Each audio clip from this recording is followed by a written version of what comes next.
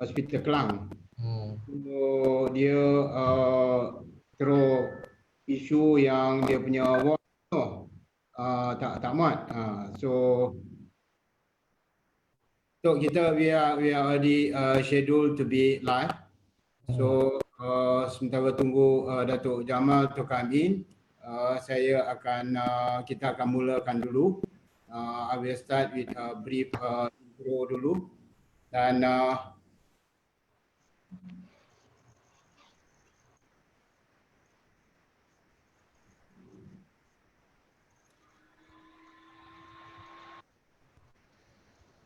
macam mana nak share ni? Share screen.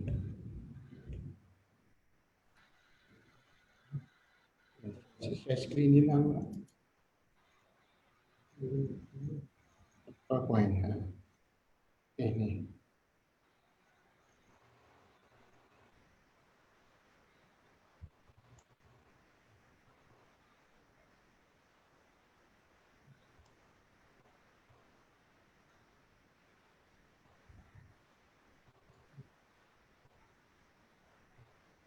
Kita terus di. Kan ni. Ni dah ada ni Dr. Roti punya. Oh ya, alright. Okay. Datuk Jamal pun dah mula masuk.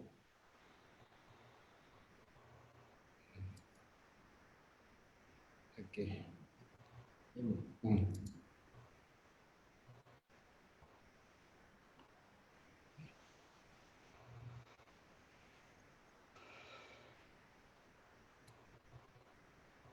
Okay, bismillahirrahmanirrahim. Assalamualaikum warahmatullahi wabarakatuh.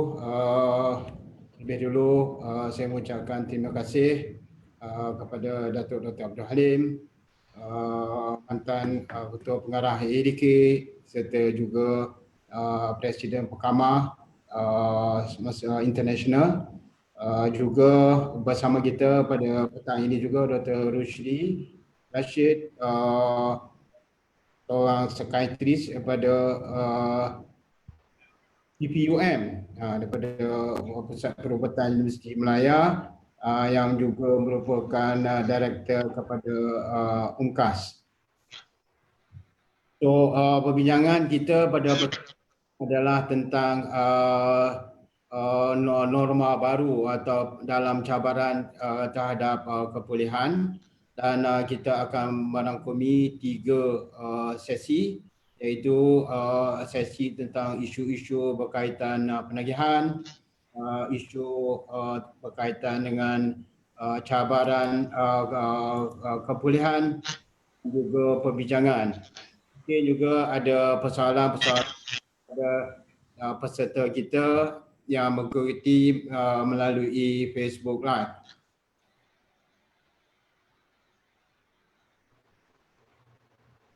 So, fikir tentang matlamat sesi pada petang kita sama-sama akan berkongsi maklumat yang terkini, maklumat yang sebenarnya serta pengalaman dan pandangan kita berkaitan penyalahgunaan dadah ataupun penagihan dadah. Objektifnya ialah untuk menerangkan fakta tentang yang sebenarnya tentang penagihan, untuk berkongsi pandangan dan pengalaman berkaitan apa kaedah-kaedah yang terbaik untuk membantu mereka yang dalam proses kepulihan. Kita mungkin berkongsi panduan tentang bagaimana untuk menghadapi kepulihan ataupun ujian dan cabaran selepas kepulihan. Kalau kita lihat secara am, ini adalah statistik PDRM pada November 2019. Sebab saya tengok statistik ADK belum update lagi, 2018 lagi, 2019 belum ada. Jadi setakat November jumlah tangkapan adalah 163,000, dan kalau kita lihat pengguna dadah hampir 80,000. Cuma apa yang amazing pada saya, kita tengok kepada jumlah tangkapan. Didapati bahawa begitu banyak tangkapan dalam sejarah Malaysia. Inilah tangkapan yang terbesar pada keseluruhannya mengikut Ketua Polis Negara pada bulan Januari itu dia buat announcement bernilai sebanyak 3.7 bilion dadah yang di pasaran gelap yang ditangkap. Jumlah yang sebenarnya wallahu alam kita pun tak tahu berapa. Jadi pada puratanya saya jangka boleh dikatakan tak kurang daripada 200,000 orang penagih yang aktif. Satu jumlah yang besar, satu jumlah yang kalau kita lihat untuk nak memberi perkhidmatan pada semua ini mungkin memerlukan satu inisiatif yang bersepadu, inisiatif yang bersungguh-sungguh. Ini adalah statistik daripada Jabatan Polis. Kalau kita lihat daripada tangkapan tiap-tiap tahun pun dalam 200,000 juga yang ditangkap.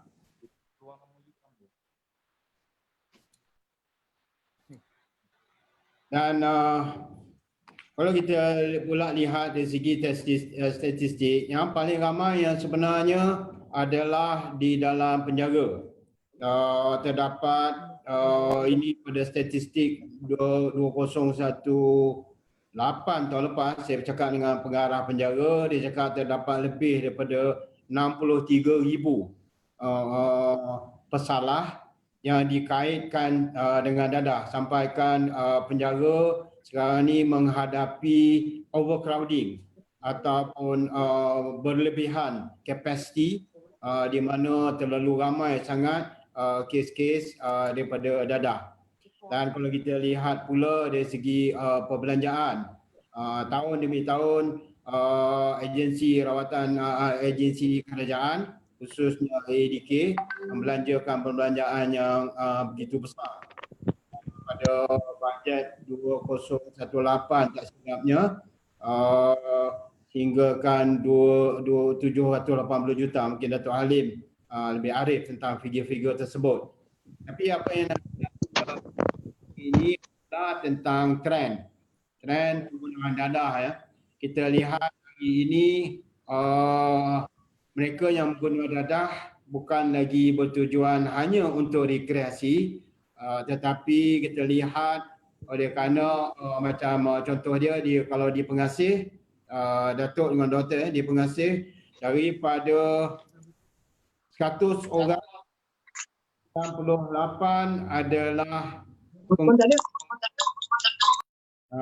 dan manakala tujuan kegunaan juga telah berubah daripada mengguna untuk kalau dulu untuk berhibur, untuk rekreasi, tetapi kali ini kebanyakannya mengguna untuk performance, untuk merangsang bekerja, belajar dan sebagainya. Manakala kalau kita lihat pula dari segi taraf pembelajaran ataupun taraf pendidikan, boleh dikatakan oleh kerana sekarang dah daripada form 3 pun exam hanya sekadar exam, mereka akan terus boleh naik ke tingkat 5. So kebanyakannya paling rendah pun mereka di peringkat SPM dan ke atas. Dan kita juga kalau lihat tangkapan ataupun bekalan yang begitu banyak. Dan satu perkara lagi ialah keluasan demografi. Kalau di peringkat 70-an, 80-an kita lihat bahawa kebanyakan pengguna dadah bertumpu kepada di sekitar urban ataupun suburban areas. Tetapi sekarang di kampung-kampung, di tempat-tempat tanah-tanah rancangan dan sebagainya juga terdapat ramai penagih-penagih dadah. Dan begitu juga dengan perkembangan dengan trend yang terkini, maka cabaran perkhidmatan juga perlu sealir ataupun harus bersama mengikuti perubahan-perubahan yang ada dari segi pencegahan, pemulihan dan penjagaan lanjutan. Dan kalau kita lihat daripada bajet perbelanjaan yang besar, apakah pulangan ataupun hasil ataupun return of investment. Dan terutama pula hari ini pertama kali dalam sejarah oleh kerana PKP ini kita dapati bahawa trend masa kini. Ya, selamat datang Datuk Jamal. Speaker dah. Yuk tengok mana yuk. Okey, Kita guna TV. tengok. YouTube. Oh, dah ada buka. Okey, selamat datang Datuk. Terima kasih Haji. Ya, terima kasih. Kami bermula. Saya Ya. sedikit overview pandangan luas tentang penagihan Ya. dan Ya. sedang berbincang tentang trend yang buat pertama kali dalam sejarah dunia di mana semua orang kena lockdown. Jadi pengguna data ada dia suka tak suka dia kena lock kat rumah. Ya. Dan bekalan pun susah nak dapat. Ya. Tokan-tokan lagi nak keluar, nak hantar dan sebagainya. Dan itu kita akan menghadapi isu-isu post COVID ataupun selepas COVID ini. Dan kita akan ramai yang akan mencari bantuan ataupun pertolongan. Jadi kalau kita lihat dari segi cabaran dalam peningkatan penagih baru serta perubahan di trend penggunaan dan juga waktu yang sama mungkin Datuk Alim nanti boleh komen sikit tentang pelaksanaan dasar dadah negara. Dasar negara kita mula daripada 1983 dan mungkin ada terdapat beberapa kali perubahan juga mungkin perlu dilihat terutama dalam menghadapi post COVID. Dan kita juga perlu lihat kepada keperluan perkhidmatan sebab jelas dan nyata terdapat kelompongan perkhidmatan ataupun saya lihat dari segi there's a vacuum in service terutamanya dari segi penjagaan lanjutan. Kita tahu pusat pemulihan hanya boleh mungkin tampung maksimum 8-10 ribu. Penjaga boleh tampung lagi 60 ribu. What about the rest? Yang lain-lain. So there's a huge vacuum. Dan yang sebenarnya perkhidmatan yang paling besar saya lihat ialah di aftercare. Di tempat apabila sebagai contoh dia setiap bulan mungkin terdapat 500-600 daripada pusat serentik akan keluar. Begitu juga daripada penjaga 2-3 ribu akan keluar daripada penjaga. So where all these people go? What sort of service do they have? What sort of support system yang dia akan terima? Di waktu yang sama juga saya lihat agak berkurangan penglibatan bersama oleh pakar-pakar. People like Dr. Halim, who's the expert, and many other expert, Dr. Rushdi, dan bagi bekas-bekas yang berpengalaman juga tidak diketengahkan. Dan pakar-pakar ini sama ada dari segi academician, civil society ataupun the medical practitioner, diorang saya rasa banyak boleh contribute dalam kita menghadapi gejala penagihan dadah ini. Di waktu yang sama, there's one thing yang kita telah lakukan ialah apabila dalam program-program pencegahan yang begitu memburukkan penagih dadah dengan label-label yang kadang-kadang tak terfikir pun. Bangkai menyawa, sampah masyarakat, dadah pembunuh dan sebagainya. Ini secara langsung it create a stigma. Apabila ada stigma akan ada diskriminasi. Saya suka tengok Kementerian Kesihatan yang kempen tentang COVID ni. Daripada awal, daripada kempen lagi dia telah memasukkan supaya jangan mendiskriminasi ataupun jangan ada stigma kepada bekas pesakit COVID. That issue was clearly mentioned from the beginning and it was explained. Dia dijelaskan, diterangkan. Dan satu lagi ialah kita kena admit di mana kekurangan kita terutama sebagai pemberi perkhidmatan. Kita tak boleh berada dalam sindrom penafian, tak boleh berterusan dengan berbagai-bagai alasan dan at the end of the day nanti kita sendiri yang benar. Jadi jurang antara pemberi perkhidmatan ini wujud dan antara pemberi perkhidmatan dengan masyarakat sivil dengan NGO dan sebagainya, saya harap on our way forward kita dapat rapatkan semula. Dan NGO di negara Malaysia juga saya rasa tidak kurang berpengalaman, tidak kurang juga berkeupayaan dan namun peranan mereka terhad. Ini adalah oleh kerana beberapa kekangan, antaranya yang paling ketara adalah kurang mendapat sokongan daripada pihak korporat serta juga daripada funding daripada kerajaan juga agak amat kekurangan. So begitu secara ringkas tentang pendahuluan saya. So for next session saya nak minta Dr. Rusdi untuk present you punya views. Silakan Dr. Rusdi. Okay. Assalamualaikum dan salam sejahtera. Pertamanya saya ingin mengucapkan ribuan terima kasih kepada pengasih kerana menjemput saya untuk bersama-sama dalam program kita pada hari ini. Saya ingin juga mengucapkan selamat datang kepada Datuk Jamal dan juga Datuk Alim. Terima kasih. So, jadi peranan saya pada hari ini, saya nak bercakap lebih kepada tentang rawatan ketegahan mengikut dari segi aspek medical lah, terutamanya dalam konteks semasa COVID-19 ni. Saya nak cuba share skrin tapi tak dapat kebenaran. Saya nak ada PowerPoint presentation. Boleh tak? Okey, dah dapat. Okey. Terima kasih. Alright. Okey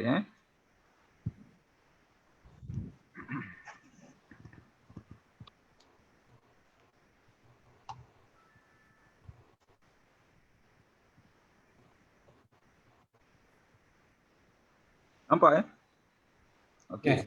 Okay. The new normal, cabaran dalam kepulihan.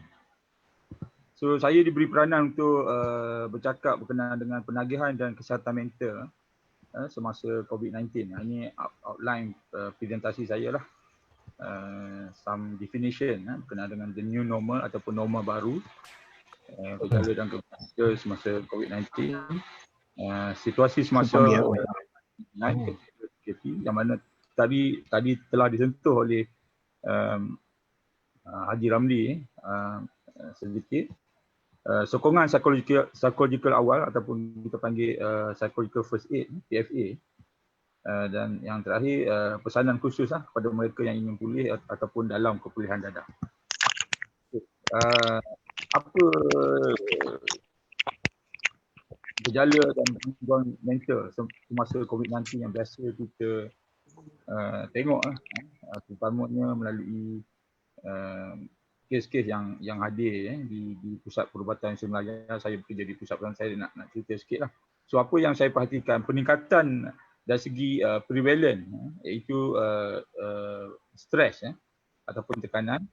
Begitu juga dengan anxiety symptoms ataupun kerisauan melampau dan juga sindrom depression ataupun kemurungan.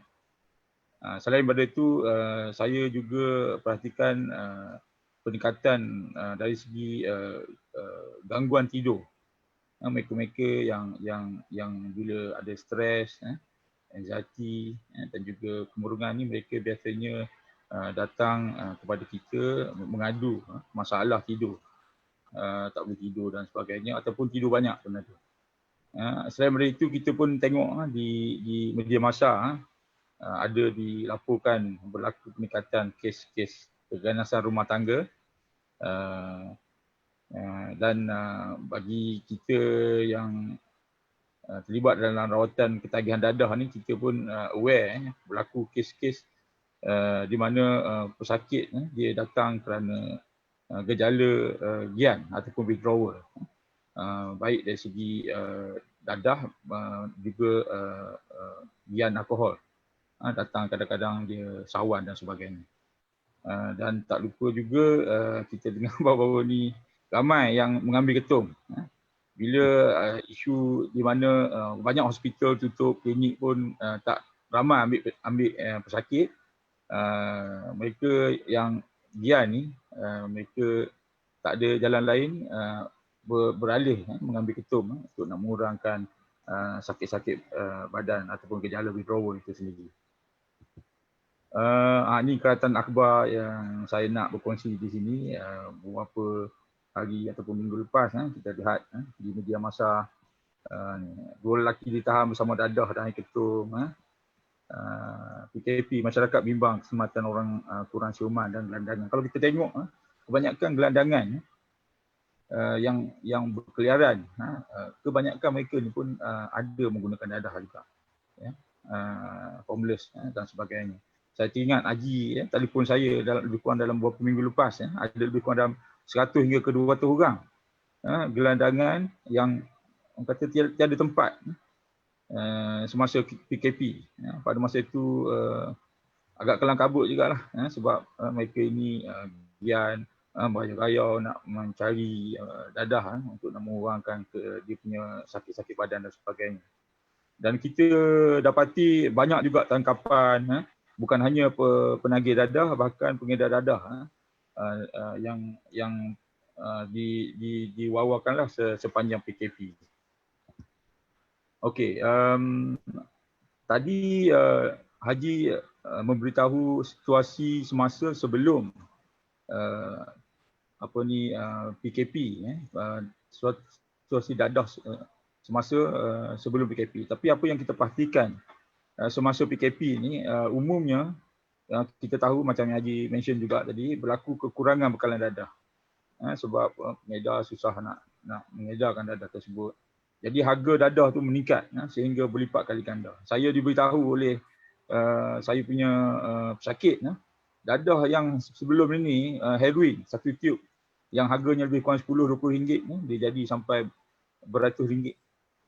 Sangat mahal.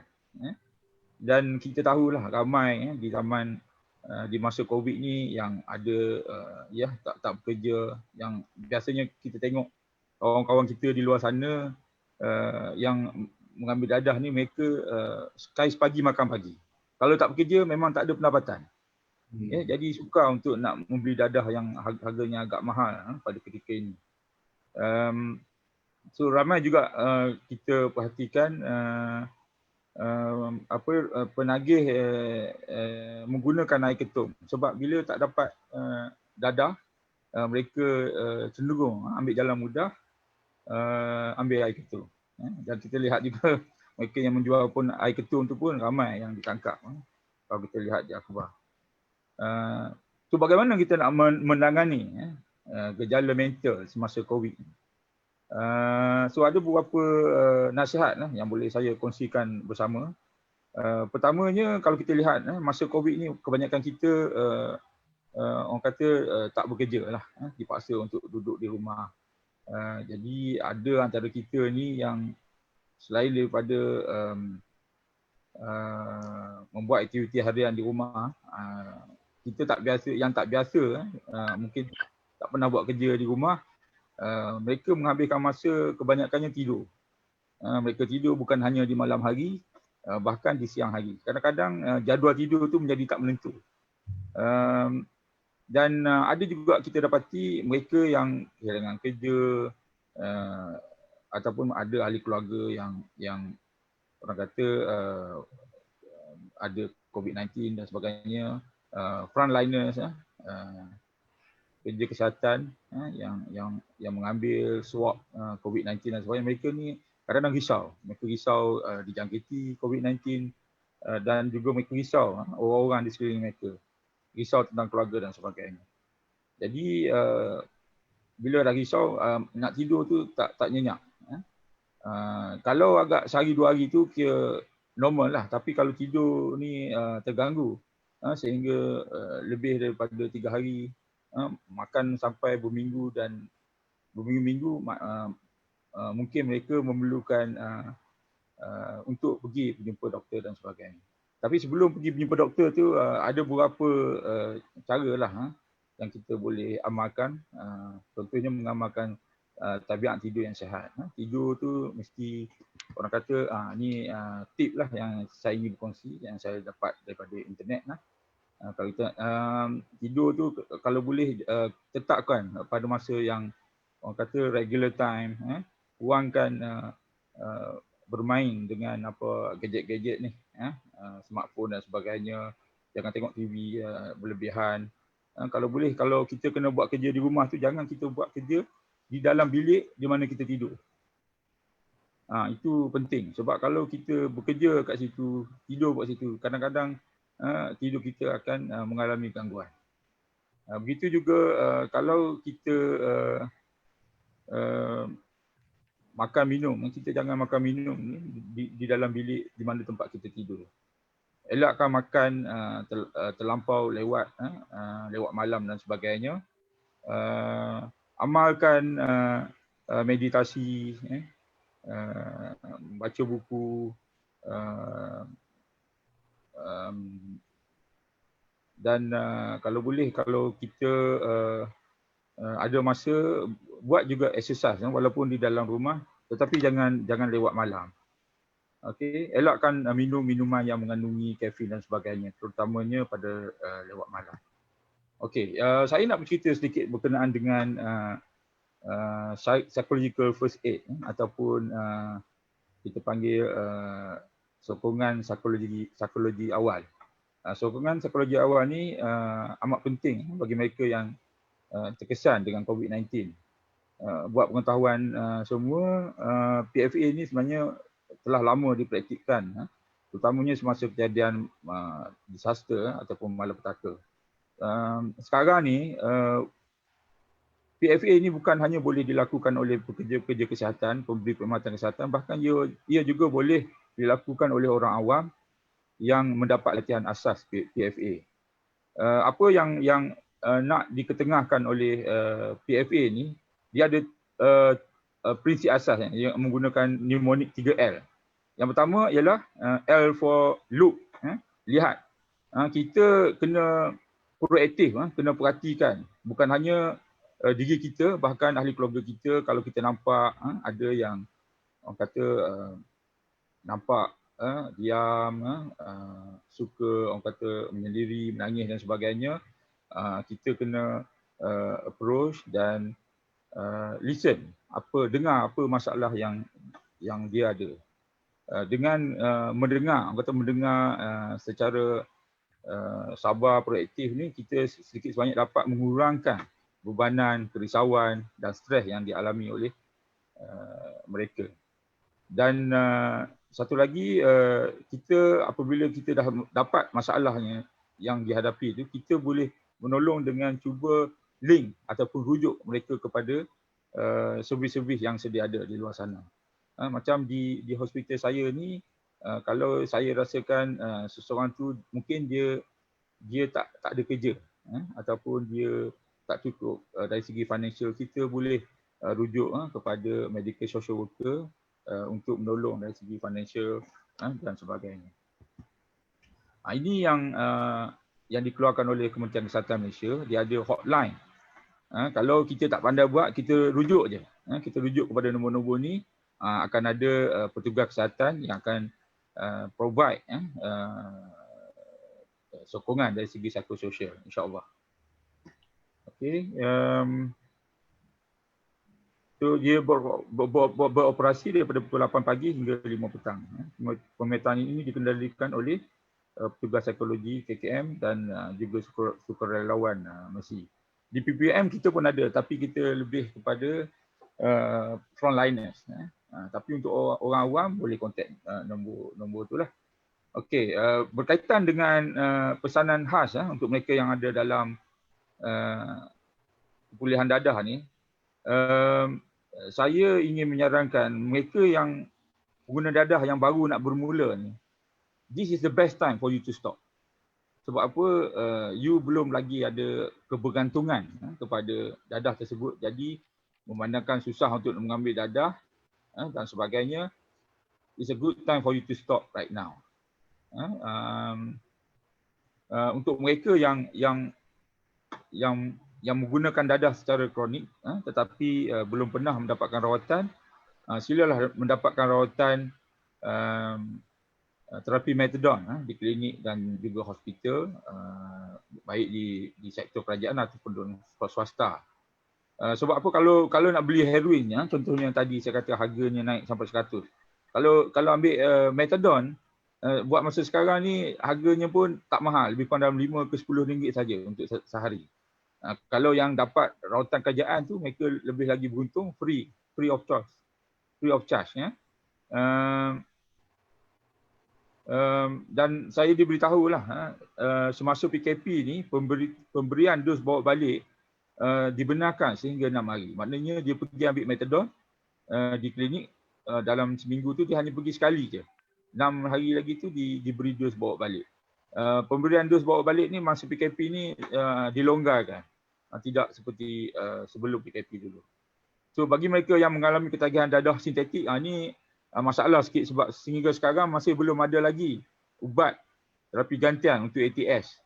Jadi mereka yang mengalami masalah ketagihan kepada dadah-dadah ATS seperti syabu, methamphetamine dan sebagainya, boleh dapatkan rawatan lanjut di klinik ataupun di hospital, dan mereka juga boleh datang ke pengasih.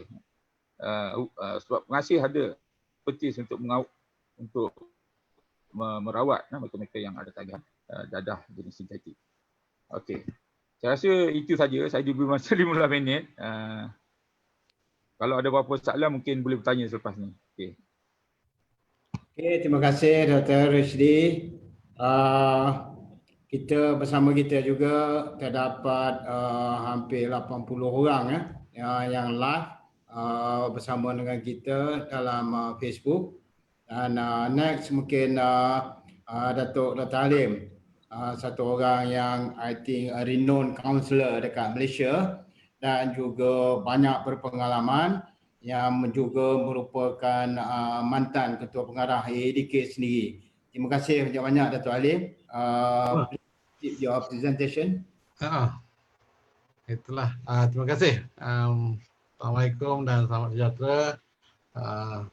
Tuan Haji Ramli selaku Presiden Pengasih dan juga moderator kita pada hari ini, sahabat panel Dr. Rusdi dan juga Datuk Jamal Abdullah. Apa khabar Datuk? Sihat? Baik, terima kasih. Alhamdulillah. Okey. So hari ini saya sebenarnya ada di punya bahan, tapi entah macam masalah tadi juga, tak apa. I'm okay with that.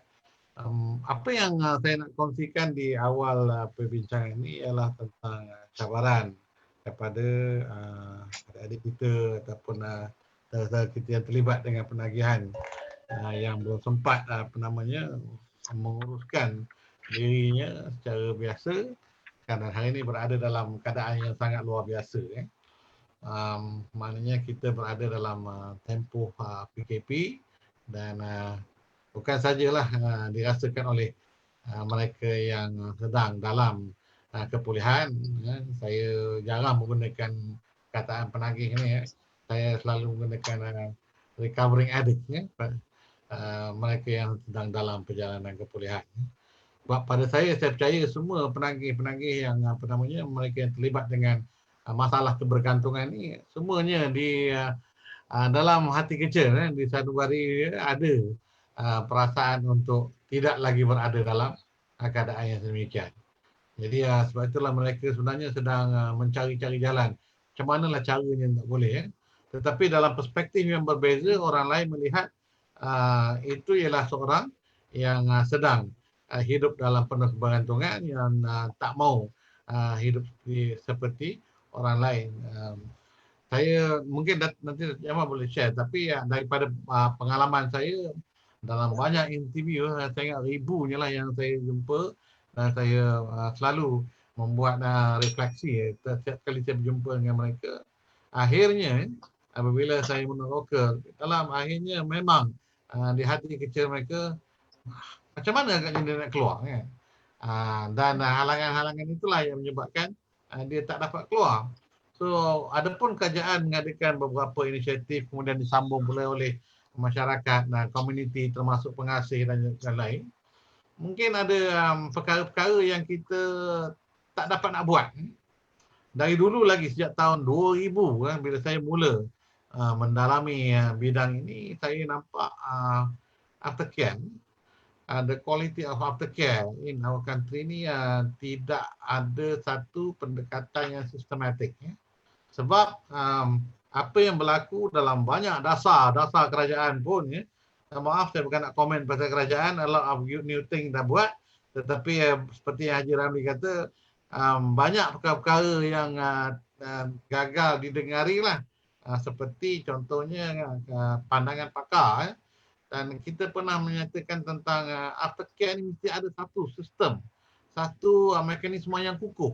Sebab ramai orang boleh buat rawatan dan pemulihan. Dan waktu anak-anak kita, saudara kita berada dalam pusat-pusat rawatan pemulihan, memang dia dapat mengikuti apa juga modul yang dikeluarkan dan mereka boleh bertahan. Maknanya dia punya tempoh abstinence dia kalau dia dimasukkan dalam pusat untuk tempoh setahun, dia dapat bertahan setahun. Yang kita nampak tak dapat tu yang orang yang menjadi stigma pada masyarakat ialah apabila dia keluar. Dan kita tahu sangat-sangatnya, kerajaan pun banyak kali kita bagi tahu bahawa penyakit ni ialah a chronic relapsing disease. Maknanya satu penyakit yang boleh berulang. Satu penyakit yang boleh berulang. Jadi kalau ada satu penyakit yang berulang, kita kena sediakan penjagaan lanjutan kepada isu-isu penyakit yang boleh berulang. Dan kita juga dulu kita cakap berulang ni bukan sebab apa. Ramai daripada kawan-kawan kita dulu mengatakan berulang ni kalau jumpa kawan dia, kalau pergi ke tempat yang dia pernah pergi dahulu, dan kalau dia melihat benda-benda yang dia pernah gunakan. Yang itu dikatakan trigger dan boleh menyebabkan berulang. Tapi hari ini sebenarnya berulang bukan sebab itu saja. Berulang ini disebabkan oleh quality of life. Kualiti kehidupan selepas menjalani rawatan. Apa daya seorang yang telah menjalani rawatan untuk menentukan kualiti hidupnya kalau tidak ada penjagaan lanjutan? Apa daya dia? Sebab satu, dia dah kena stigma. Kena stigma maksudnya orang telah pun melihat dia ni sebagai seorang yang tak boleh diterima. Dan ini stigma ini bukannya dia dibangunkan oleh mereka yang dalam kepulihan. Dia berlaku disebabkan oleh tingkah laku yang dimanifestasikan bukan secara sengaja. Bila dia withdrawal, bila dia kian sebenarnya bukannya dia kata balik ni kan, memang ada orang cakap dia tak sempat, dia ada 2 minit je keluar pada pusat, naik bas pergi ke Kuala Lumpur, terus jumpa lah COVID dan sebagainya. Itu sebenarnya adalah dipanggil retorik biasa buat ceritakan kawan. Tapi kalau kita explore internal bukan sebab itu. So kalau itulah berlaku sebab where is the aftercare? Mana penjagaan lanjutan? So, sebab itu kalau begitu maknanya penjagaan lanjutan sebaik saja dia tamat proses pemulihan, maka dia diuruskan, aturkan hidup dia supaya dia dapat menikmati kualiti hidup. Kualiti hidup ni macam ni. Kita boleh bercakap tentang kualiti hidup. Orang yang kata hidup yang berkualiti ialah orang yang satu, tentulah dia ada pekerjaan. Bila dia keluar, dia ada bekerja. Kalau dia tak ada kerja, macam mana dia nak uruskan kualiti hidup dia? Lepas itu, untuk kumpulan kita yang terlibat dengan pergantungan penagihan ni pula, selalunya bila dia terlibatkan, bila dia keluar, memanglah dia tak ada modal kepulihan. Modal kepulihan dia banyak. Yang dia dah buat dan sebagainya, cara dia bercakap pun dah ubah, dan cara berfikir dah ubah. Tapi ada satu lagi modal besar yang dia tak ada, iaitu dia tidak ada modal sosial. Dia tidak ada kemahiran. Jadi bila dia tak ada kemahiran, apa yang dia boleh buat? Sebab kalau dia ada kemahiran, dia boleh dapat kerja. Itu yang ada kaitannya dengan kualiti hidup. Orang yang berkualiti hidup ni kerana dia ada pekerjaan. Dia ada sesuatu yang berlaku. Dan kualiti hidup dia semakin tinggi apabila kualiti pekerjaan dia semakin baik. Kan? Misalnya, saya minta maaf lah. Saya guna, boleh Datuk saya ambil in your case. You have your career as a singer. and you are becoming popular, of course you punya quality of life dapat ditampung dengan apa juga yang you earn from your work. Baik, letak ke tepi because you Datuk Jamal dia talented daripada dulu. I've been following you masuk bintang ATM lagi tu sampai tadi bila saya nak masuk dia kata kirim salam ke macam mana minta nyanyi satu lagu rindu kata dia. Tapi tak apalah, pulang kalau ada masa. Tapi saya cakap tentang orang lain yang layman yang biasa. Dia pergi sekolah habis form 5 habis form 5 pun oleh kerana dia berisiko, sekolahnya pun taklah macam orang lain bersekolah.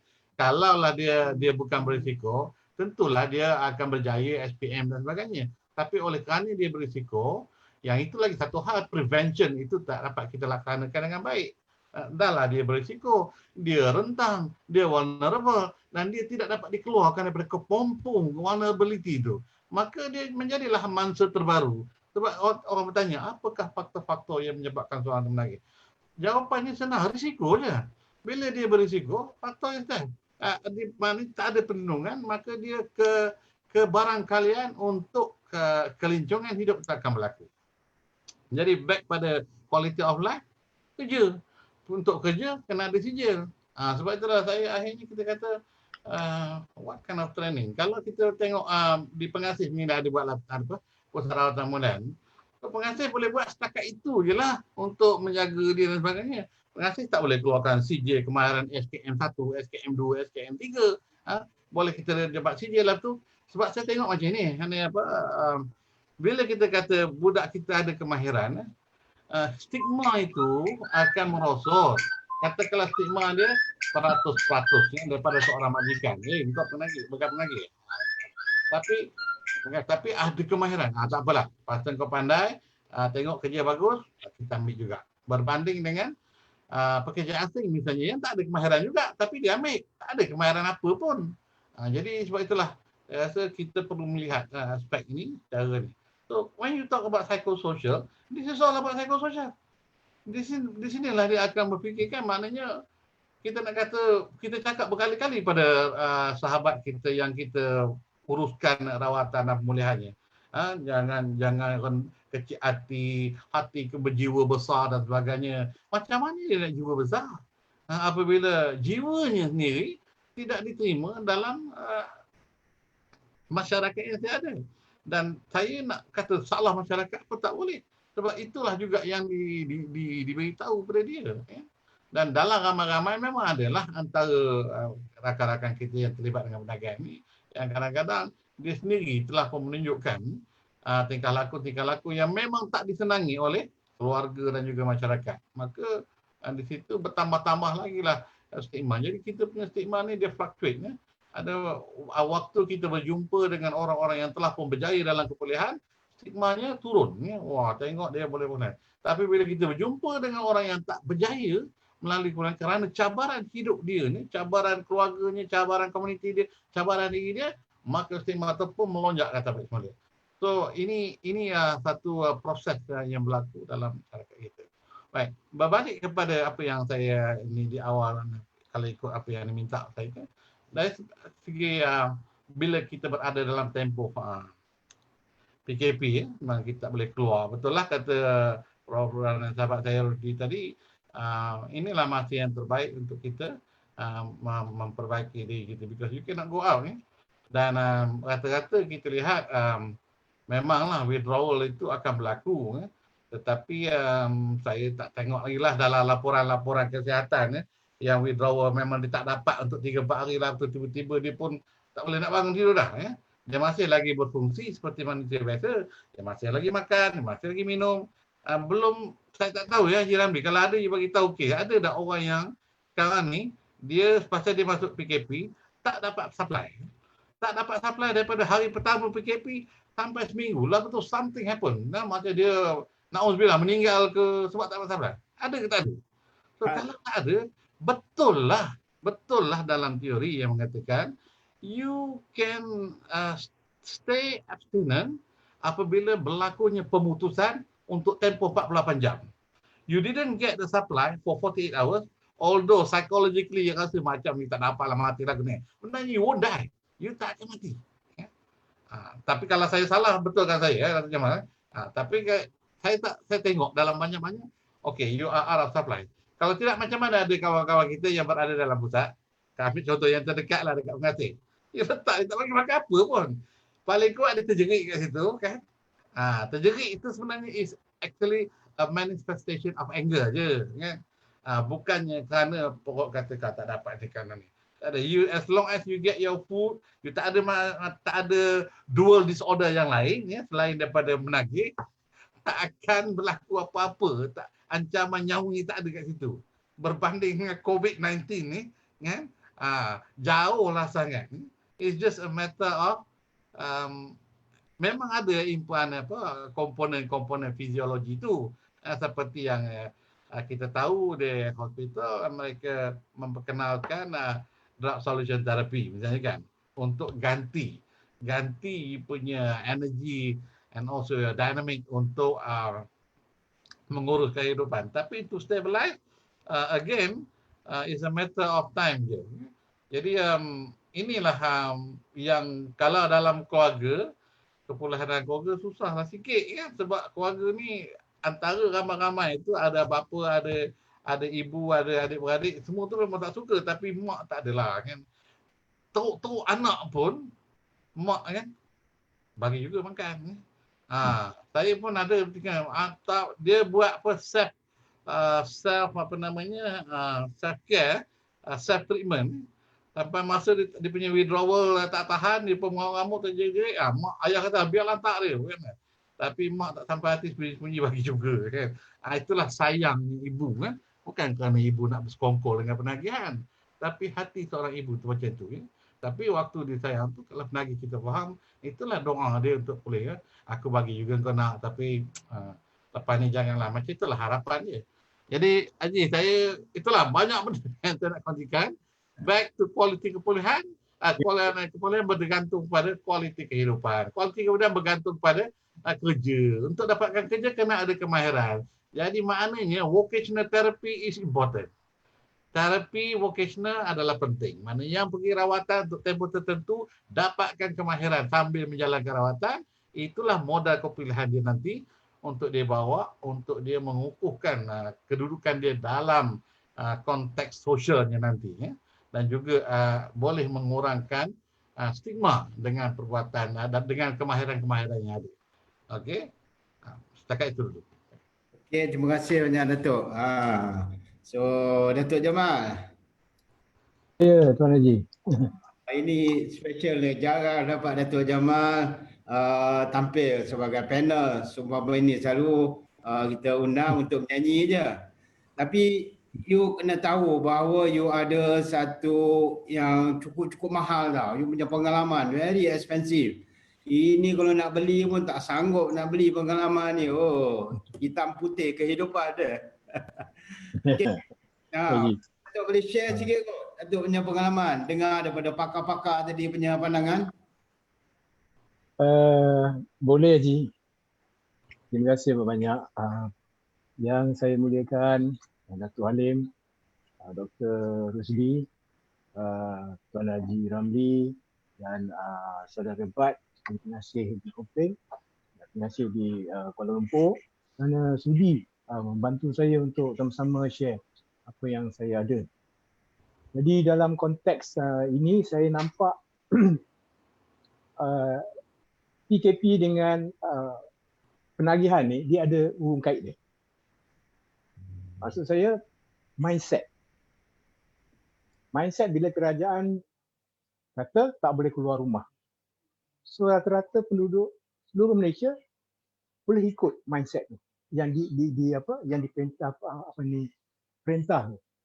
Jadi macam kita juga bekas penagih ni dia kena ada mindset dia sendiri. Mindset semasa sebelum dia berhenti lain. A way of life. Ia akan menghasilkan a way of life ataupun lifestyle masa waktu dia menagih, masa dia menggunakan dada tu. Gitu juga yang saya kata PKP tadi. Bila kerajaan arahkan PKP ni, semua orang boleh ikut. Jadi penagih, pengguna dada juga harus menggunakan, mesti ada mindset yang boleh membawa dia ke jalan yang lebih baik. sebelum tu Ji, saya taklah pandai macam Datuk Alim, Dr. Rashid bercakap panjang-panjang. Saya memang tak pandai bercakap sebenarnya. Terpusing-pusing, terbelit-belit. Tapi apa yang nak saya katakan, ialah saya share dululah. Saya melibatkan diri dalam penagihan ni sewaktu saya remaja. Remaja dulu. Waktu itu kalau kugiran, dia mesti ada yang menggunakan dadah. Jadi kalau orang yang tak guna dadah tu, dia kata tak ragat lah. So Tak saya ragat, salah seorangnya, tak ragat. Salah seorang yang terlibat dengan cara dululah saya ikut. Dan tanpa saya sedari, saya telah orang kata, terus bergantung dengan benda tu. Saya anggapkan bahawa kalau saya menyanyi tanpa dadah, saya tak boleh. Ini kawan-kawan saya dalam kugiran lah. Jadi bila lama kelamaan ianya dah jadi rutin harian. Sebenarnya saya pun tak mahu hidup dibina, masuk surat khabar, penagih dadah, apa semua. Nak dapatkan tu dengan badan yang sakit, segala macam kesusahan yang hadapi waktu saya mengguna dadah dulu. Sebenarnya saya tak mahu benda-benda tu. Tapi dah, orang kata dah mental, fizikal dan juga spiritual saya dah habis. Dah dikontrol oleh benda tu. Saya nak tukar balik. Jadi mindset saya waktu itu, pagi saya mesti cari bekalan, hari saya mesti sampai malam. Besok pagi celik matahari, itu juga saya cari. Mindset saya dah macam tu.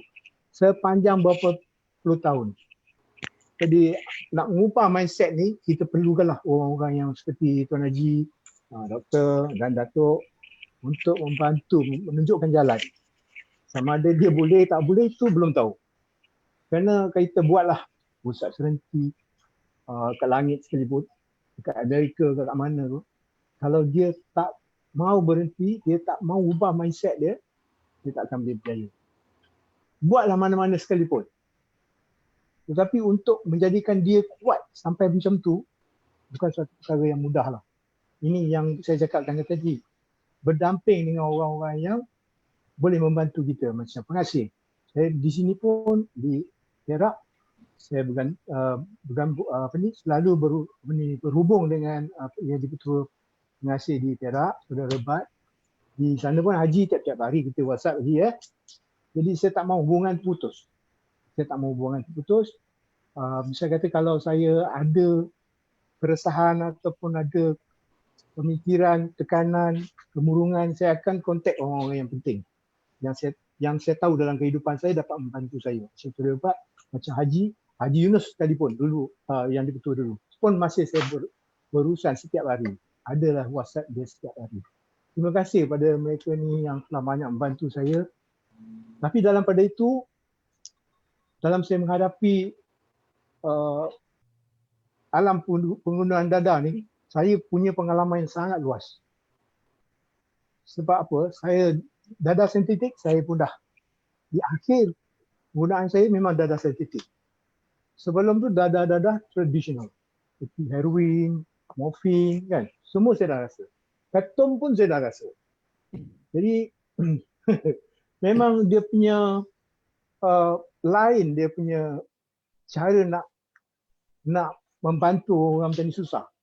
Dadah jenis heroin atau morfin dulu lain cara dia.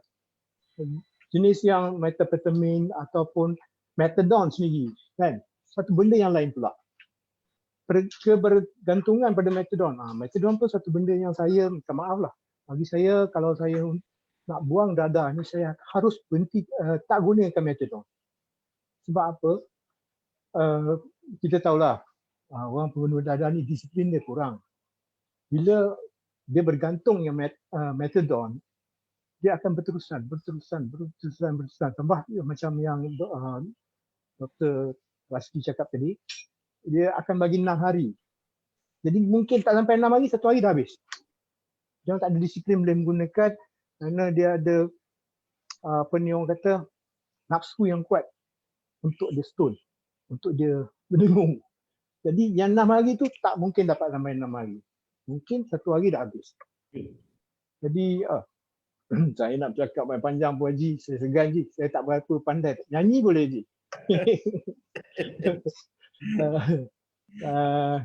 Dan Dapat Datuk cakap banyak ni. yang apa ni, macam dadah sensitif ni, dia tak berapa teruk dari segi fizikal nak dibandingkan dengan dadah tradisional dulu. Maksud saya,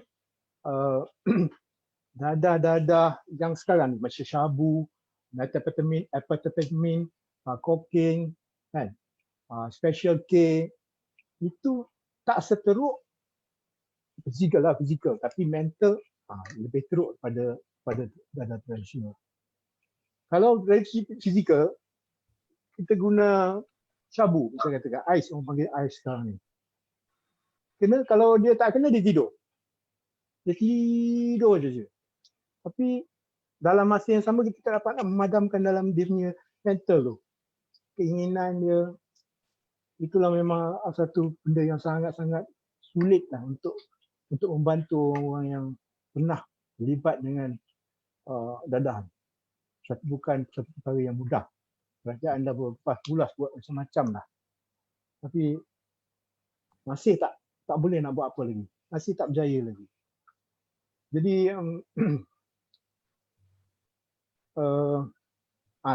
dia sebenarnya bila mindset saya masuk pengasih dulu, saya kata saya nak berhenti. Ya Allah, ya Tuhanku, kalau betul lah apa yang pernah kau katakan pada kami semua, bahawa sekiranya aku melakukan perkara yang baik, kau akan bagi yang baik pada aku. Saya cuba 5 tahun. Saya duduk di pengasih selama 5 tahun masa itu. Daripada 2006. Jadi saya buatlah, pergi solat, pergi buat exercise, lupakan benda-benda tu. Memang saya dapat memang Allah bagi pada saya. Dengan tak ada duit, dengan tak ada rumah, saya dapat beli rumah. Dengan tak ada gelaran, saya dapat gelaran. Dan ekonomi pun stabil, dapat perniagaan sendiri. Jadi semua ni kena ada daripada dalam, daripada diri sendiri. Di samping bantuan daripada orang-orang yang ingin bantu kita. Macam pengasih, macam AADK, kawan-kawan nasihat. Macam saya masih berurusan juga dengan Datuk Izhar, AADK, Standar Pencen. Setiap hari saya dengan dia WhatsApp jugalah. Kadang-kadang saya mengadu. Saya macam pening ni, saya dah macam berat ni untuk tak apa, you maintain, jangan biarkan kemurungan tu berterusan. Yalah saya amalkanlah juga apa yang dia ajar ni.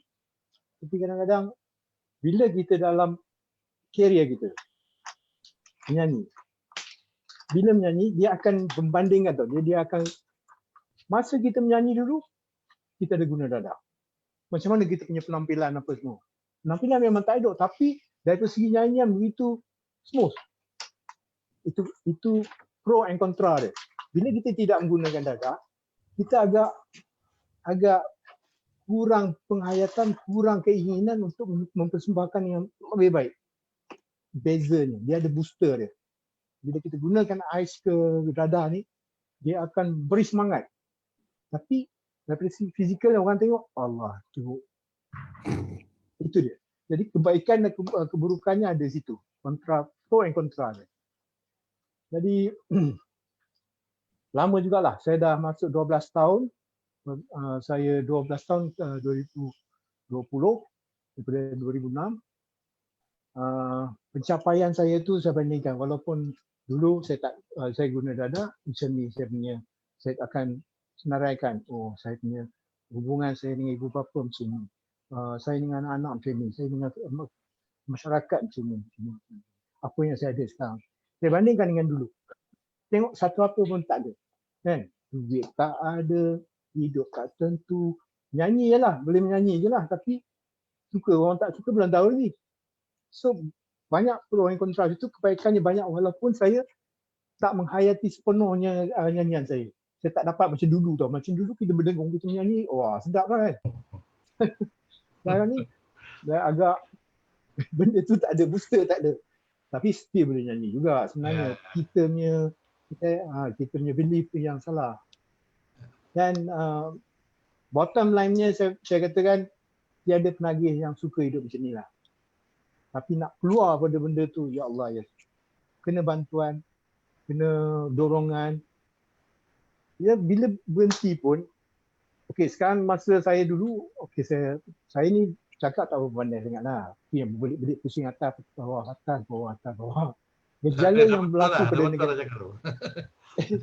negara kita, bila kebanyakan dulu macam saya campur dengan musician. Okey. Tapi saya tengok pula yang lain-lain ni yang mana duduk flat. Sekarang ni budak-budak banyak duduk flat. Satu family ada rumah lebih kurang 800 kaki persegi, ada 2 bilik. 2 bilik, anak ada 3 orang atau 8 orang. Mak bapak satu bilik. Ada anak 3 orang perempuan. Duduk satu bilik. Yang anak lelaki yang lagi 4 orang ni, yang selalulah turun ke bawah, duduk flat kan. Duduk ke bawah, dia campur. Simpullah benda-benda macam ni. Bukannya dah datang pada dia pergi pada suasana ni macam tu. Macam kes saya lain. Saya seorang selebriti yang menggunakan dadah. Jadi pendekatan ataupun mindset saya untuk menghadapi menjalani kehidupan sebagai seorang selebriti tu agak berlainan dengan pengguna dadah yang biasa. Saya kena banyak berfikir tindakan saya nak buat. Kadang-kadang saya buat, apa reaksi daripada peminat atau daripada publik. Adakah mereka suka tu. Jadi dengan cara tu, sikit sebanyak telah membantu saya berfikir sebelum apa-apa pun. Dan saya syukur sangat-sangat pada Allah kerana saya masuk pengasih. Saya perbetulkan diri saya dan inilah saya pada hari ini. Jadi syukur banyak-banyak. Alhamdulillah. Dan Haji, saya tak dapat nak cakap banyak-banyak Haji. Haji lebih baik tanya saya jawab. Rasa senang, saya bukan macam pensyarah, macam doktor. Saya tak boleh cakap banyak-banyak. Terima kasih banyak Haji. Okay. Alhamdulillah. Bersama kita nonton daripada Singapura dan juga Indonesia. Banyak yang mengatakan seronok dapat dengar Datuk Jamal berkongsi. Saya pun first time dengar Datuk Jamal kongsi panjang ni. Alhamdulillah. Datuk, nak tanya Datuk Jamal, since Datuk tengah kata kalau dalam bahasa kita dia tengah steam dengan dalam keluar pada pemulihan kali ni Datuk, apa benda yang berbeza yang Datuk buat kalau dibandingkan daripada yang pemulihan sebelum ni? Wah, Deep soalan tu. Lalu dalam soalan tu. Sekali ulang. Saya tak berapa faham gitu. Ulang sikit. Okey. Yang berbeza yang Datuk buat. Datuk tak silap saya pun recovery 2-3 kali juga kot. Ya, betul. Nah. So yang kali anda dapat maintain tu. Sebenarnya bezanya dulu orang masukkan saya. Orang yang hendak saya pulih. Dan bezanya yang kali ni saya sendiri nak pergi, nak beli. Jadi dia beza situ. Kalau nak ikutkan beberapa kali apa ni Haji cakap tu, kalau nak ikut dalam kelulusan saya dah ada diploma. Saya dah ada degree. Saya PhD lah sekarang. Saya ikut-ikut. Tampin saya dah pergi. Pengasih saya dah pergi. Kuching Sarawak pun saya dah pergi. Kalau ikut-ikut belajar saya ingat saya dah PhD lah. Okey Haji. Saya rasa perbezaan bila saya dah pulih ni, lebih dihormati, lebih disayangi, dan saya berpegang kepada walaupun entah betul ke tidak, saya tak tahulah, saya menghadap pada pencipta saya. Saya mohon pada dia, ya Allah, ya Tuhanku, kau berilah aku petunjuk untuk aku terus hidup sebagai seorang yang biasa. Kalau tidak, rasanya susah juga Haji. Tak ada pegangan macam tu kan. Amalkan dulu, saya tak pernah anggap ini sesuatu yang penting dalam hidup. Menghadap dia, kita tahu dia memerhati kita selalu. Dan dengan pertolongan dia, kita ada di sini lagi rupanya. Kadang kita nampak, tak nampak. Zaman kau dah sesat jauh ni, dia angkat balik. Kan, dia letak balik tempat. Di track yang betul. jalan lagi. Kau lari lagi, angkat balik. Mungkin doa-doa daripada ibu bapa, daripada kawan-kawan, peminat kan. Jadi saya cuba pejam mata fikir apa benda yang membuatkan saya masin. Sebenarnya ini lagi. Saya kena pegang tu. Walaupun mungkin tak saya sembahyang saya terima ke tidak, saya tak tahulah kan. Tapi sejak saya masuk 2006 tu sampai sekarang saya belum pernah tinggal lagi. Maksudnya kalau setiap waktu kena pergi. Mohon pada dia, minta pada dia, dan saya berpegang pada logiknya lah. Allah, tiap-tiap hari aku datang jumpa kau, takkanlah kau tak pandang aku ni. Kan? Pagi, petang, siang, malam aku menghadap. Kau bagi aku sikit pun cukup lah. Itu secara direct dengan ya. Jadi kehidupan saya berubah dari segi ekonomi, dari segi perasaan sendiri. Daripada rumah langsung, sekarang dah ada 6 biji rumah haji. Bukan nak sombong lagi, tapi nak tunjukkan bahawa penagih itu, bekas penagih itu boleh hidup lebih baik pada yang lepas. Saya punya ada rumah sendiri, ada perniagaan sendiri, wang yang cukup untuk anak-anak akan datang, bukan untuk saya. Persiapan untuk semua anak-anak saya dah ada rumah, dah ada duit, dah ada apa-apa. Jadi maaflah, bukan saya nak menunjuk atau nak bangga diri, tak ada. Ini nak menunjukkan pada bekas penagih yang lain bahawa boleh, kita boleh buat. InsyaAllah kita boleh buat. Tapi jangan lupa, jangan putus hubungan dengan orang-orang yang pernah bantu kita. Itu je. Yang tu saja mukadimah nanti. Ya. Dan saya juga ingat Datuk Jamal juga satu orang yang disiplin dari segi menjaga kesihatan. Datuk masih regular exercise lagi ya?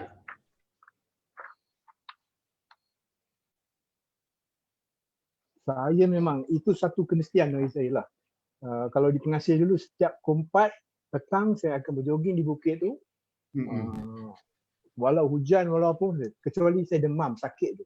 Yang lain memang 5 tahun tu yang akan tengok saya berlari je. Haji mungkin nampak selalu lah kan.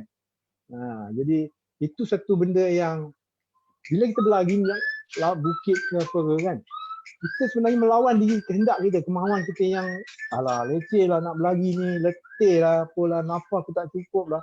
Kau benda ni pun kau tak boleh lawan, macam mana kau nak lawan kepelian kau?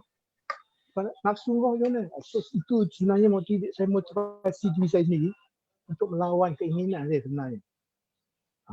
Dengan berlari tu. Benda tu susah. Nak panjat bukit, itu nak berlari sampai 5-6 km bukan senang.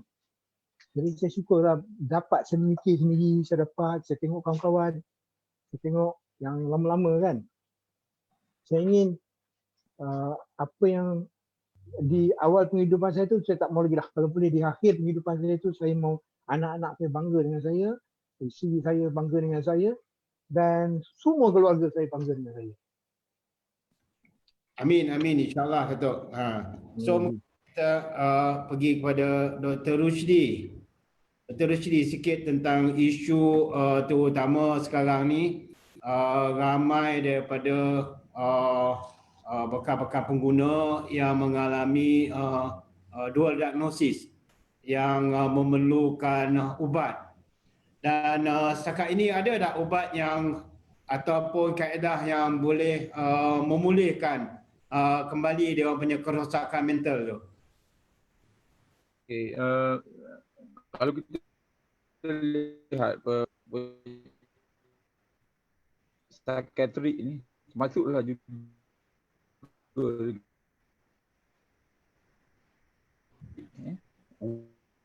ubat yang kita bagi maksud saya tak baik tu yang sedia ada.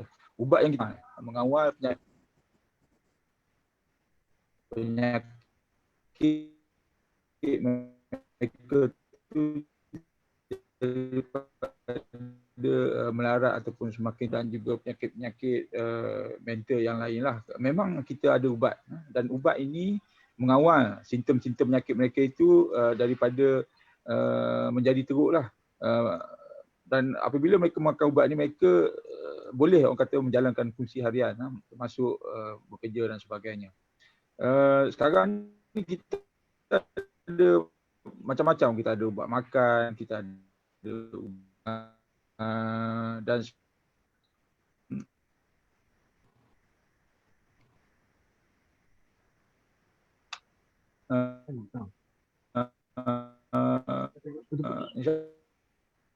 sakit mental,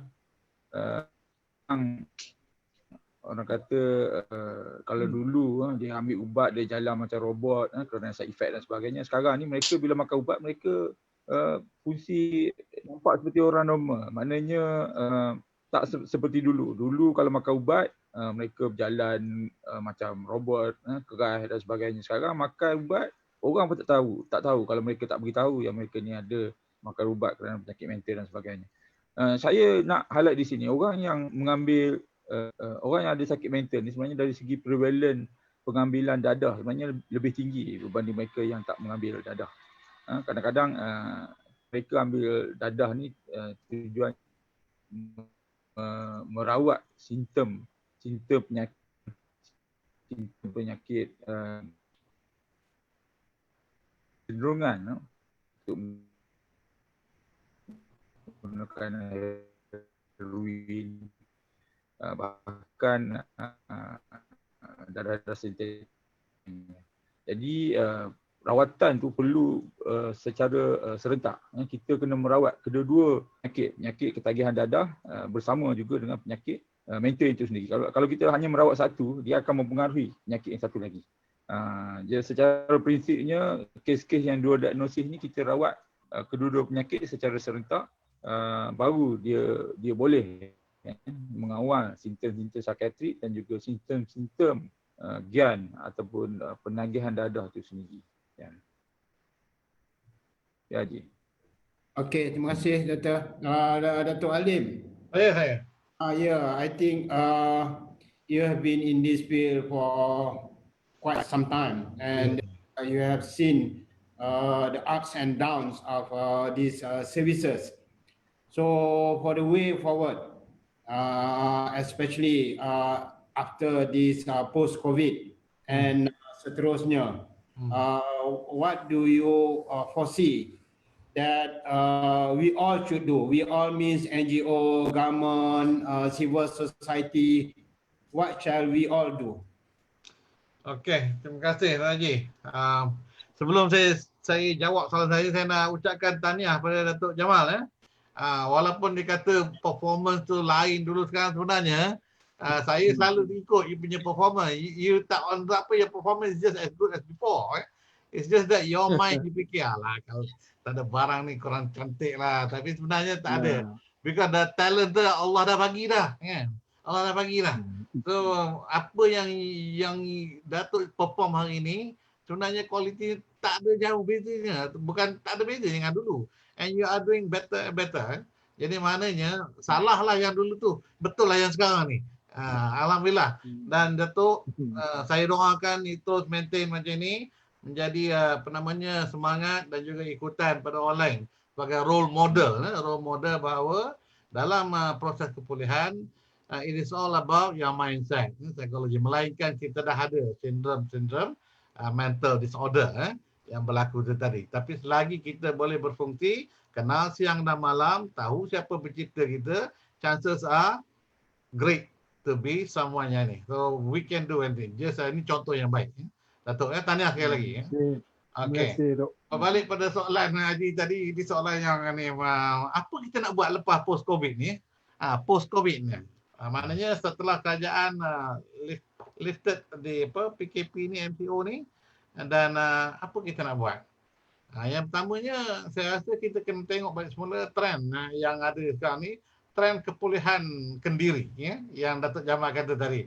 Sekarang ni dah tak boleh keluar, semua orang ikut tak boleh keluar, tak berani pula nak keluar kan. Bila ada perintah tak boleh keluar, duduk semua diam. Tak pakai mask, semua pakai mask. Yang adalah yang betul-betul bingai yang tak pakai tu, dia mungkin something wrong lah. Tapi rata-rata rakyat Malaysia semua ikut. Dan kita punya media massa sangat kuat, dan saya rasa rakyat Malaysia ni bagus. Semua saling ingat mengingat. Tak keluar Padang, tak keluar. Jenguk je jenguk. Jadi maknanya this is the best time untuk keluarga mengambil kesempatan yang dalam rumah kita ni ada orang yang sedang dalam proses kepulihan, dan bila kita perhatikan bagaimana dia berlaku, so ambillah peluang untuk menelpon talian-talian yang ada seperti pengasih dan sebagainya. Dan Pekamah sendiri pun kita ada talian. Kalau hal-hal penagihan, ahli saya itu adalah 5 orang yang memang profesor dalam bidang ini, kita boleh bantu. So ini yang kita kena buat sekarang dan juga after that, so that kita kekal terus mengadakan proses rawatan dan pemulihan di rumah. Sekiranya dapat dilakukan sekarang, maknanya why not esok? Kalau hari ini kita boleh, ini minggu ke-5, minggu ke-6 dan tidak terdapat perkara-perkara yang tidak diingini berlaku di rumah disebabkan anak kita yang dalam perkuliahan ini duduk di rumah, tak keluar mana-mana, tak ada nampaknya tingkah laku yang boleh mencederakan siapa. Dan maknanya dah ada potensi untuk terus kekal. Itu satu. Yang keduanya, selepas COVID-19 nanti, apa yang kita perlu buat ialah kita tahu nasihat daripada Kementerian Kesihatan tidak menggalakkan perkumpulan ramai-ramai mana-mana kan. Itu kalaulah mereka ni keluar pergi untuk dapat rawatan, yang itu kita ikut juga protokol itu. Dan saya percaya sekiranya kita memerlukan pusat-pusat rawatan untuk menempatkan katakanlah untuk 200 orang sekali satu masa, tentulah pengasih tak berani lah ambil kan. Ini yang dalam pengasih ini dah semua kita tahu dia memang alhamdulillah sihat. Yang luar ni kita tahu lagi.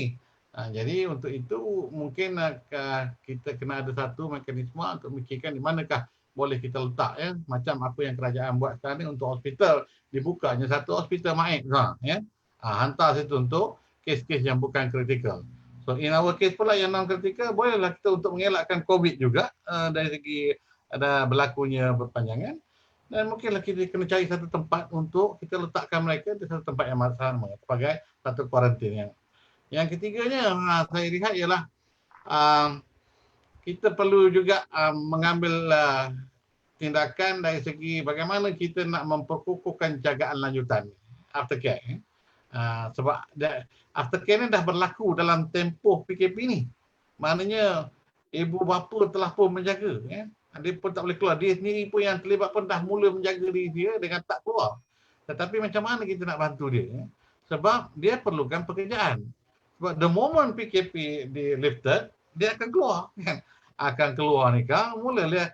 Kalau dia seorang yang sedang dalam kepulihan, siapa sahabat dia? Tentulah sahabat-sahabat dia yang sama-sama dengan dia dulu.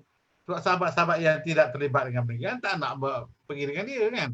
Ada pun boleh cakap hi, hello, ya, berkhabar semua. Lepas tu, cerita yang lebih pada tu, dia pun tak nak. Jadi, kalau ini berlaku, maka bagaimanakah kita nak uruskan? Sebab itulah community empowerment, penjagaan lanjutan dalam komuniti perlu diperkasakan. Apa kaedah dia? Jadi, kita yang ada di luar sana, kita tak mampu nak minta kerajaan buat macam-macam lagi kerana dengan stafnya yang terhad. Tetapi kita ada ramai di luar sana NGO-NGO yang memang berpotensi dan memang ada pun NGO yang khusus kepada proses-proses perawatan dan pemulihan dan juga penjagaan lanjutan. So yang inilah yang saya rasa kena ada satu pendekatan baru untuk melihat bagaimana kita boleh buat. Dalam dasar dadah negara disebut dengan jelas bahawa penyakit ataupun isu kepulihan ini diberikan kepada dua kategori. Satu sebagai sebuah penyakit, satu lagi sebagai satu jenayah. Sekiranya mereka yang terlibat ini melakukan jenayah, dia mestilah diambil tindakan. So, bila kita kata dia sebagai pesakit, mana kita dah terima dah. Dalam dasar ni dah terima dah. Kalau dasar tu mengatakan begitu, maka adalah menjadi tanggungjawab pihak berkuasa, ada kerajaan, kuasa tempatan, kerajaan negeri dan sebagainya, untuk melihat dia sebagai satu tanggungjawab bagi kita sama-sama menjalankan proses rawatan. Sakit, kena rawat kan. Jadi rawatan itu mesti berlaku dan rawatan pula ada penjagaan lanjutan. Mesti juga berlaku serentak. Jadi inilah satu mekanisme baru yang kita kena bangunkan. Konsep pemekasan komuniti dah ada. Tinggal lagi cara baru untuk melakukan. Yang ini yang kita akan tempuhi bersama. Dan in fact saya pun dah mulalah mengajak rakan-rakan untuk memikirkan amalan terbaik yang boleh kita lakukan.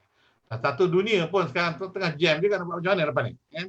Bukan saja kita di Malaysia ni sedang memikirkan, saya percaya di Filipina pun mereka ada pendekatan dia, di Indonesia ada pendekatan dia, dan tidak ada satu pendekatan lagi yang tengah diikuti. Saya baca jugalah NIDA, National Institute of Drug, dan kita bercakap tentang apa nak kita lakukan. InsyaAllah kita bila sampai masanya kita akan terus kongsikan pendekatan-pendekatan yang sepatutnya buat.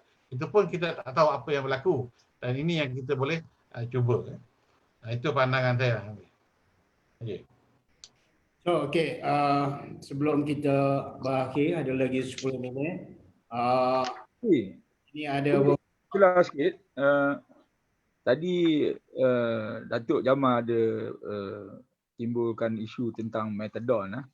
Jadi saya kalau boleh nak orang kata berbincang lebih sikit lah pasal benda ini. Nak tanya Datuk Jamal pernah ambil rawatan metadon ke?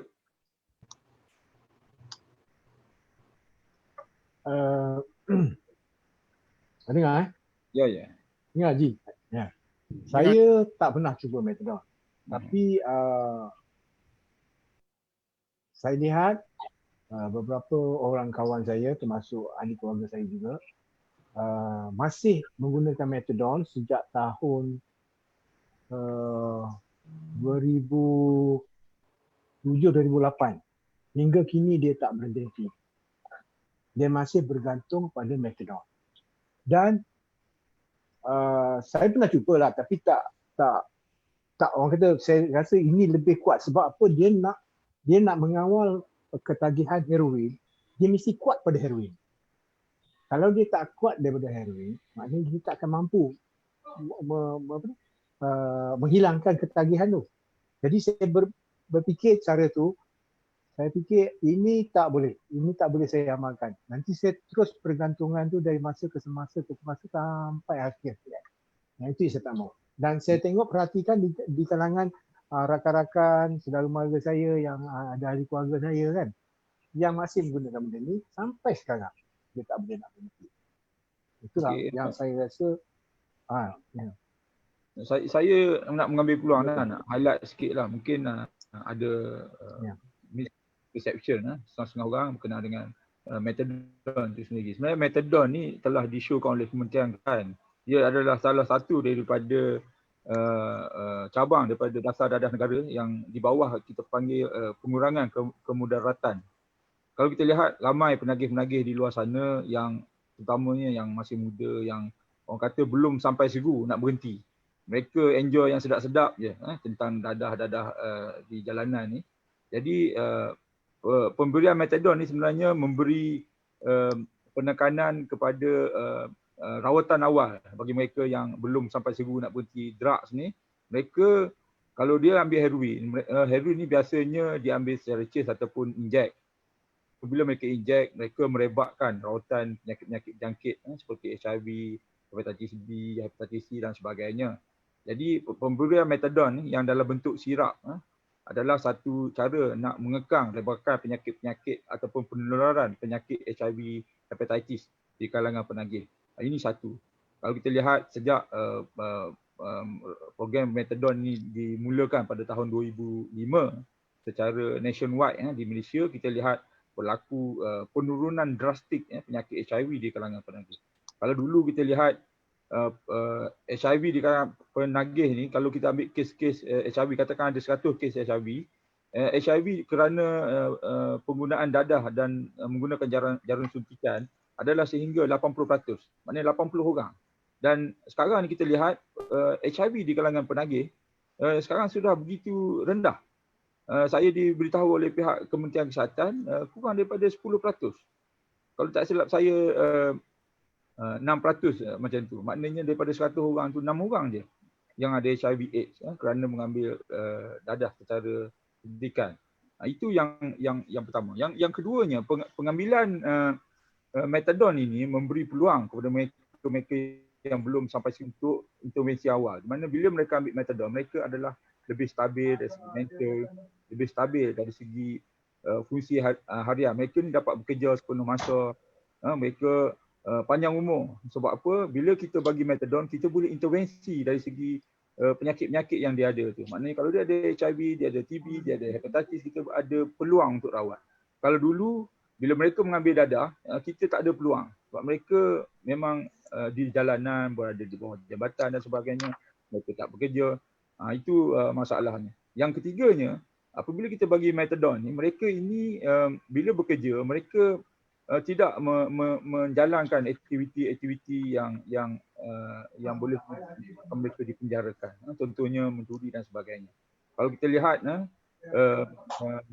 di penjara, tadi Haji ada bagi statistik, 60% penghuni penjara adalah penagih, iaitu mereka yang mengambil dadah, mengedar dadah ataupun kedua-duanya sekali. Jadi pemberian rawatan metadon ini boleh memecahkan cycle tersebut di mana mereka yang ambil dadah, jual dadah boleh dikeluarkan dari penjara dan menjalani kehidupan yang normal, bekerja di dalam komuniti. So ketiga-tiga aspek ini merupakan orang kata langkah penting lah yang saya lihat sekarang berjaya mengurangkan prevalence penyakit-penyakit dan juga mengurangkan jenayah di kalangan penagih-penagih di luar sana. Ya. Okey. Okey, terima kasih Dr. Dato' Alim, mungkin few last word kepada kita ada kita punya peserta daripada Singapore, Indonesia, daripada Oman pun ada. We have hundreds watching us through Facebook Live. Okay. Terima kasih again. Since we have our viewer from overseas, I would like to say a few things. And number one, to be able to get through this maintenance of process of recovery, yes, it really takes a lot of energy in terms of what Datuk Jamal has been saying, that it is about mindset. It's not easy to talk about mindset because you need individual coaching. It's not a mass coaching.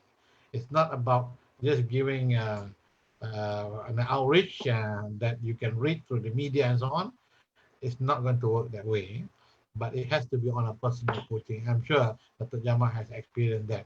You have somehow dalam ramai-ramai yang helping you do, there's somebody yang keep coaching you. Yang keduanya, I still believe in the power of the creator. In the 12 step kita pun ada cakap kan, you are talking about superpower. You live with superpower. The moment we admit that we are a person who are in an dependence on drug, you admit that you are this kind of person, you submit to the superpower. And for the Muslim, that is why psycho-spiritual has been one of the most important tools and a component of recovery. So again, but psycho-spiritual without a good balance of psychosocial will not be able to give a good impact on the recovery, although they are. Sebab itulah sekarang ni our new approach, not really new, yang we know that, but we don't understand the gist of this approach. All this while kita kata biopsychosocial, but now we say biopsychosocial, psychospiritual. It's going to be a very long. But pendek kata kita ambil lah psychospiritual to as everything, because actually psychospiritual is everything about ourselves and also our element of spirituality. Last thing is that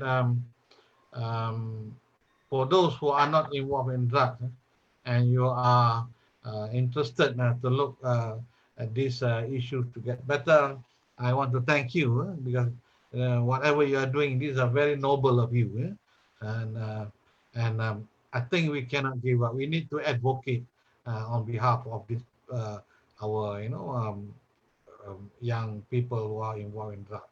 Jadi kita ni kena sentiasa memperjuangkan, dan sesiapa juga pemimpin yang ada ruang untuk bercakap lah demi untuk kita melihat kebajikan dan juga kelangsungan kepulihan. So again, tahniah to pengasih for continuously providing education to the society and also to the people at large, and also thank you very much to Tuan Haji for inviting me to this session. Dan tahniah sekali lagi kepada semua sekali lah ahli panel dan juga Datuk Jamal, keep it up ya. And we are still proud of you, selebriti yang berjaya, dan kita doakan ini juga menjadi ikutan. Tak reti jadi penyanyi tak apa, buat benda lain. Kita belajarlah buat benda lain nanti kan. Pandai memasak ke, pandai bertukang ke, ramai pun tapi dia tak pergi jauh. Sebab CJ nya setakat CJ kemahiran 1 je. Dia tak boleh pergi CJ kemahiran 5, 6, tak ada advance. Jadi itulah yang saya pun sedang usahakan supaya ada ruang kepada mereka yang telah menagih untuk meningkatkan ilmu pengetahuan di pusat Action Center for Research on Drug Abuse. Kita sedang usahakan bagaimana kita nak buat program ni supaya dia boleh jadi bridging program untuk tahap pengajian yang lebih tinggi. So itulah yang saya nak sampaikan. Terima kasih. Okey, Datuk Jamal. Terima kasih banyak hari ni, rare lah dapat banyak share. Ini masih ramai yang menunggu. Mungkin dia orang ni bertanya-tanya, Datuk ada ke hadiah setengah lagu?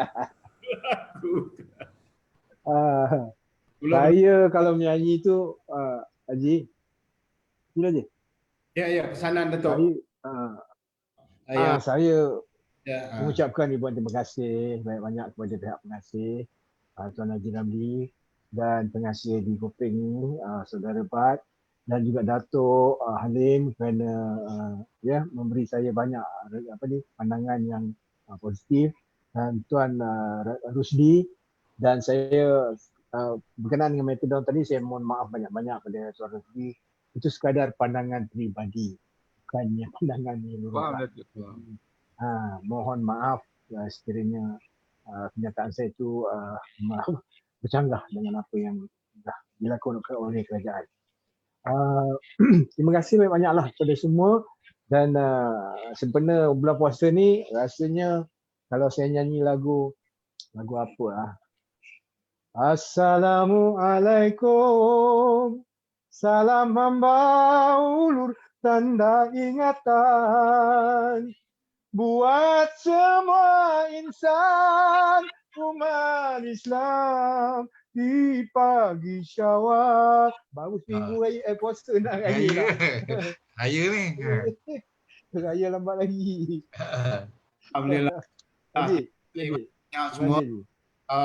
Kita ada ramai yang memuji sini daripada peserta-peserta dalam Facebook Live. Sekian, terima kasih. Wabillahi taufiq wa hidayah. Wassalamualaikum warahmatullahi wabarakatuh. Terima kasih.